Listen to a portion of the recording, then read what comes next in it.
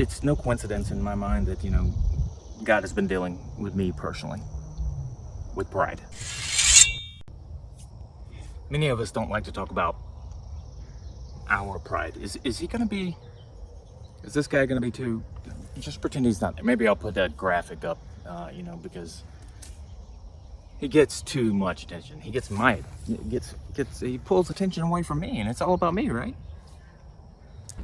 In case you're wondering, yeah, it was a motorcycle ride for Winston. This is how that works. But I don't think a lot of us like to talk about pride, particularly when it comes to us, to our own pride. I think a lot of us don't even really recognize the pride in our lives because it's very, very subtle, and it comes in various forms, and I don't think people really realize in how, in so many ways, that it creeps into your life, and it does obviously start with being selfish, and that coming from self-willed. You see, that was the enemy's plan. That was how the enemy would go to work against. I can see him, and it's distracting. Hold on a moment. Just because he claims to be your best friend doesn't exactly mean that he's going to be helpful. Deceit. Yeah, that's where we were at. That was the enemy's plan. Satan deceived the first man and woman into going against God's word, because he knew that for them to go against God's word, they would not be able to rule as God desired for them to rule here on earth, according to his will, according to the way that it is done in heaven. And again, that is why we pray, thy will be done on earth as it is in heaven. His will is his very word, and that was given to them from the beginning. His word, his very will. They were in unity with God. So to go against the very nature that was given to them from the start, deceit was huge, right? And I have no doubt that that they had known this enemy, and they didn't think of him as an enemy so much. I think there had been a lot of contact, and maybe a lot of conversation to get them to so willingly think that, you know what, maybe he's right about this. Very deceptive, and pride is what ultimately created Satan's fall. How prideful can we be? How arrogant can we be to think that we can put ourselves above our Creator, that we deserve the worship that he has, that we're just as glorious, just as capable. But don't we see that in our world today, right? And in fact, we see it within, and again, it can be so very, very subtle. And the very fact that what they desired was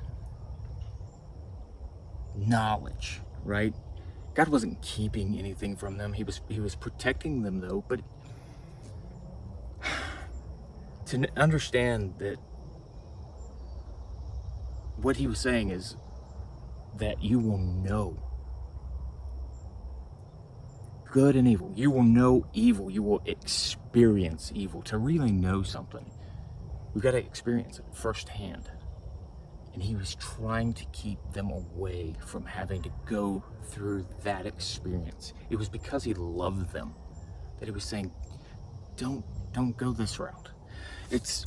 Pride's very deceptive, like I said. The deception was, he knows that you will be like him. Surely you won't die. He just knows that you will be like him. They were already made like him. You see, he had them to go against their very own nature. You see how important that is? Do you see how, again, even for us who believe, pride is typically, at least I found in my life, is something that has been just so deeply rooted. And with it, it can be very subtle. Like I said, very subtle, just like the enemy is very subtle. I think because that was the root of his disgrace, he knows how effective it can be on us. And when we live from that place without addressing and really coming to terms with, is there anything in my life that I just esteem above God and his word? There's a lot. There can be so very much, and it's because we've become so accustomed to it. We need to have an understanding that he knows what is best for us. The desire is for us to grasp hold of that and live by that, because the plan is, as it has been from the start, that his kingdom, rule and reign, would be here on earth. He wants to restore that. That has been the plan from the beginning. Our creator, any creator, whether they're creating a design, a building, a writer, or an artist, they know what the goal is. They know what they are working to achieve. So of course he knows the beginning from the end. His goal has always been that his kingdom, rule and reign, would be here on earth. He's restoring that, and that begins in the hearts and minds of men.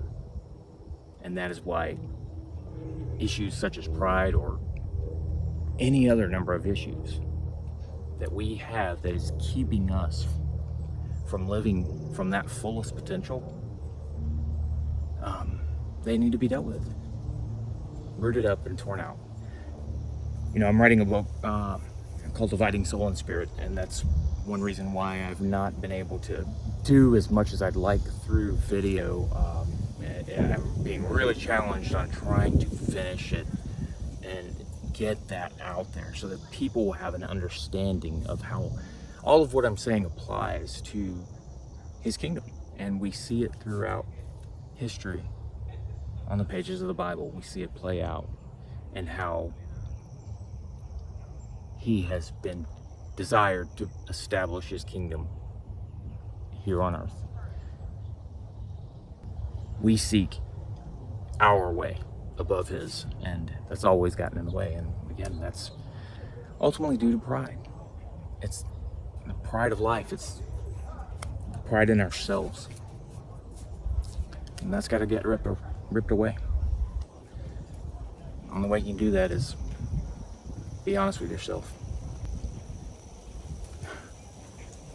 And how you come to that? Humble yourself.